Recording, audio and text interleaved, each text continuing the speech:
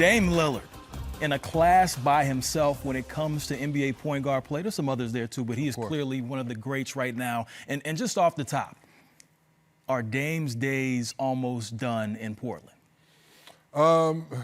They're blinking, so to speak. And what I mean by that, fans at home, is that Dame is loyal to a fault. He got drafted there, and not too many people knew who he was. So when Neil O'Shea drafted number 6, they were like, huh, Weber State? Who is this kid? Who is this kid, right. So from day one, he's come in and helped change the culture and change why you want to be in Portland.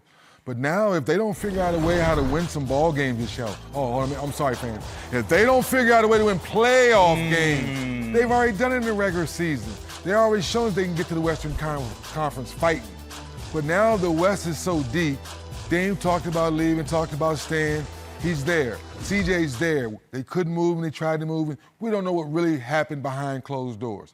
We know now the season's about to start and the backcourt is still intact. We know how good they can be. Now when you bring in Chauncey, how long will it take for your voice to really translate to this team? Now the bench, the players that you kept, Covington, there's so many unanswered questions because now Chauncey has to figure this out. So to your question, Chauncey, I'm sorry you took this job. I'm happy you got your first head coaching opportunity, but you picked one with a lot of unanswered questions, but you have 2 stars that can help you figure it out. So many unanswered questions. He was the 3rd leading scorer in the NBA, also 3rd in three-pointers made. Now, Dame Lillard, in his own words. I've always been a person, I go out on my shield.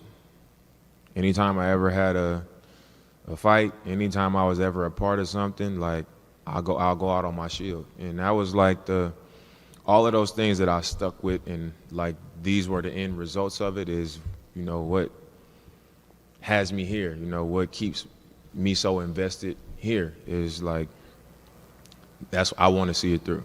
I want to see it happen. You know, I mean what I say. Listen, we see the numbers right there. I mean, we love Dame. We love what he does on the floor. We saw what he did in the playoffs, 50-plus points, a record 12 threes made, the assist. We know what he can do. He is a special player. And by the way, he was the teammate of the year last year, awarded to him in the NBA. That's what I'm trying to say. Right. I'm very excited because I'm anxious to see, does he actually stay or does he go? My gut feeling, he wants to stay. He's saying all the right things. He's done all the right things in the community. Like he said, you know, wearing on his shield or living through his shield. Whenever there's been an issue around his name, he doesn't run and hide. He addresses it. Then after he addresses it, you're stuck because you're trying to figure out what else to say because he's being so honest. I want to stay. I want to play it out. Well, don't you want to win? Yes, I want to win. Don't you want to go somewhere else? I want to stick it out. So if he keeps telling you he wants to stay, it's hard for us, you and I, to figure out what's the next question. The next question is, Dame, when will you get tired of losing? When will you get tired of realizing you and CJ are great together, but it may not be enough?